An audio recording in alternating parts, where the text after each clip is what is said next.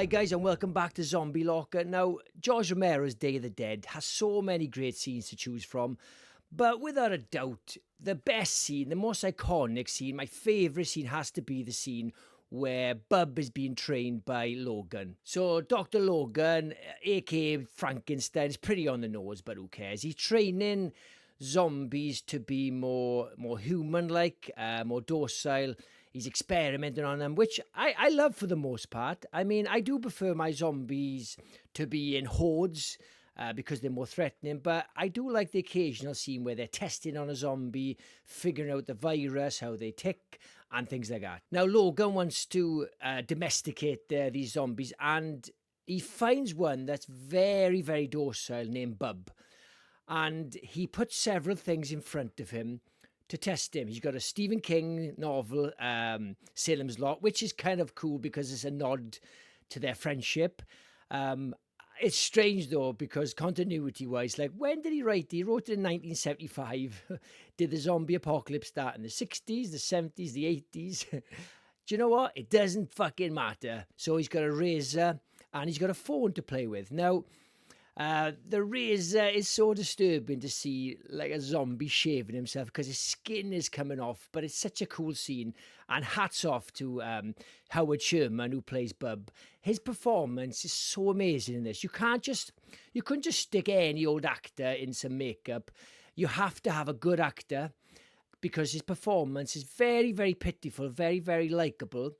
I think because Howard Sherman's quite a good-looking guy, I think it was easier than getting like quite an attractive-looking guy because you can build him up, you can make him look a bit more pitiful, and it works perfectly for this scene. Now, one of the coolest parts of this is when Logan gives Bub a phone to use, and he asks him to say, "Hello, Aunt Alicia."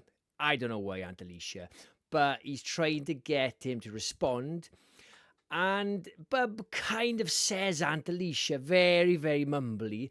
And I had to look it up on Wikipedia because I absolutely love Return of the Living Dead. And I always thought that was the first talking zombie movie.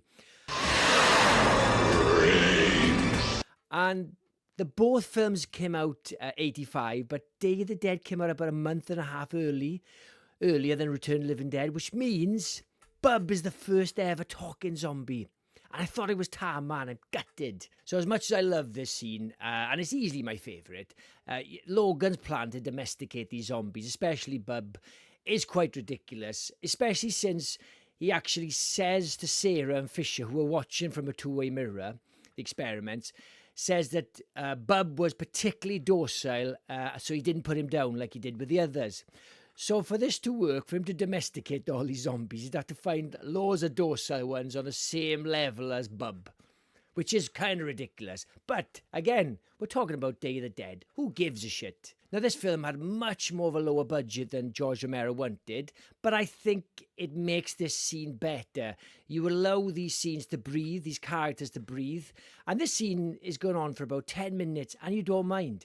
It's a great moment where you're actually watching a zombie learn tools like you would a toddler, like you would an animal, and it's so engaging. Now, I don't think this scene would work without Bub's performance. Like I said, you couldn't just put any old actor in makeup, and the makeup has to be perfect because your eyes are on this character for the entire length of the scene. So you couldn't get away with like ropey effects, ropey makeup, like when you've got hordes of zombies, they can kind of disappear into the darkness in the background.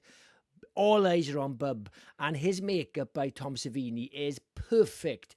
You're talking about the Walking Dead level of excellence, and it still stands up today.